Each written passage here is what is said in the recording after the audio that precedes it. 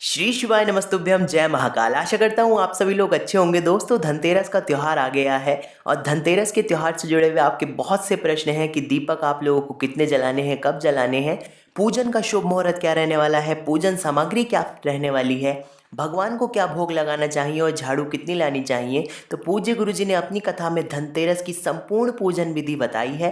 वहीं से सुन करके हम आज आप लोगों को बहुत अच्छे से समझाने का प्रयास करेंगे।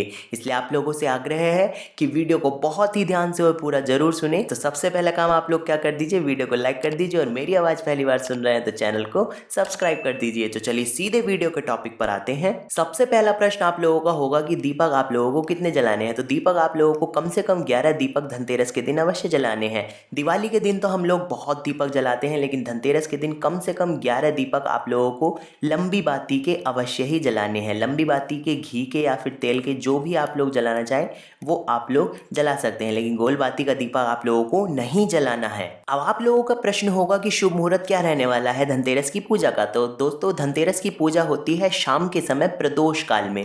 तो प्रदोष काल सबसे शुभ मुहूर्त होगा दीपक जलाने का, पूजा अर्चना करने का। लेकिन 22 तारीख को या फिर 23 तारीख को, तो दोस्तों त्रयोदशी तिथि शाम को 22 तारीख को आ रही है 6:03 पर, और वो रहेगी 23 तारीख को शाम को 6:02 तक।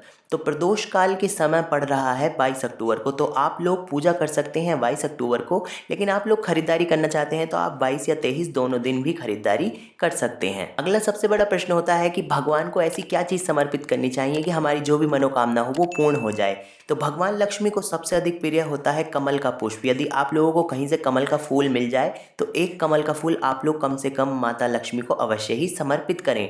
लेकिन यदि कमल का फूल नहीं मिल पा रहा है तो बाजार में आप लोगों को कमल गट्टे मिल जाएंगे, जो कि कमल के फूल का ही बीज होता है। तो आप लोग बाजार से लाकर भी कमल गट्टे कम से कम 11 या फिर 21 कमल गट्टे भी माँ लक्ष्मी को समर्पित कर सकते हैं। इसके अलावा आप लोग साबुत हल्दी इस दिन यदि समर्पित करते हैं तो बहुत अधिक लाभकारी होता है। तो आप लोगों को साबुत हल्दी की 5 से 7 गांठ अवश्य ही माँ लक्ष्मी को समर्पित करनी चाहिए। इसके अलावा यदि आप लोग साबुत धनिया माँ लक्ष्मी को समर्पित करते हैं तो आपके घर में कभी भी धन की समस्या नहीं होती है। तो साबुत धनिया आप लोग अवश्य ही बाजार से ला करके माँ लक्ष्मी को ज़रूर समर्पित करें।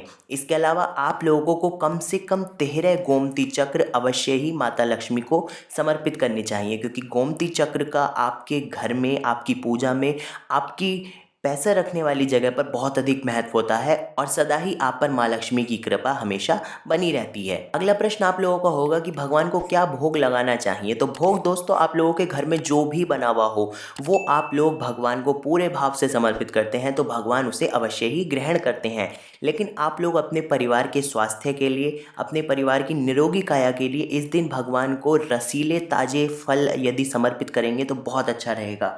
क्योंकि कहा जाता है कि यदि आप लोग स्वस्थ होंगे तभी आप लोग अपने धन का, जो माँ लक्ष्मी की कृपा होगी उसका सदुपयोग कर पाएंगे, उसका आनंद ले पाएंगे, उसके सुख का अनुभव कर पाएंगे। और जैसा कि कहा गया है कि पहला सुख निरोगी काया, दूसरा सुख हाथ में माया। इसलिए आप लोग आज के दिन अवश्य ही ताजे रसीले फलों का भोग भगवान को अवश्य लगाएं और उसके पश्चात आप लोग प्रसाद रूप में पूरे परिवार के साथ पूरे भाव से उसे जरूर ग्रहण करें। और आप लोगों का सबसे बड़ा प्रश्न होगा कि झाड़ू आप लोगों को कितनी लेनी है, कब लेनी है और कैसे लेनी है। तो एक बात का ध्यान रखिए कि बाजार में जो प्लास्टिक की झाड़ू मिलती है वो आप लोगों को बिल्कुल भी नहीं खरीदनी होती है, क्योंकि पूजा में प्लास्टिक पूर्ण रूप से वर्जित होता है।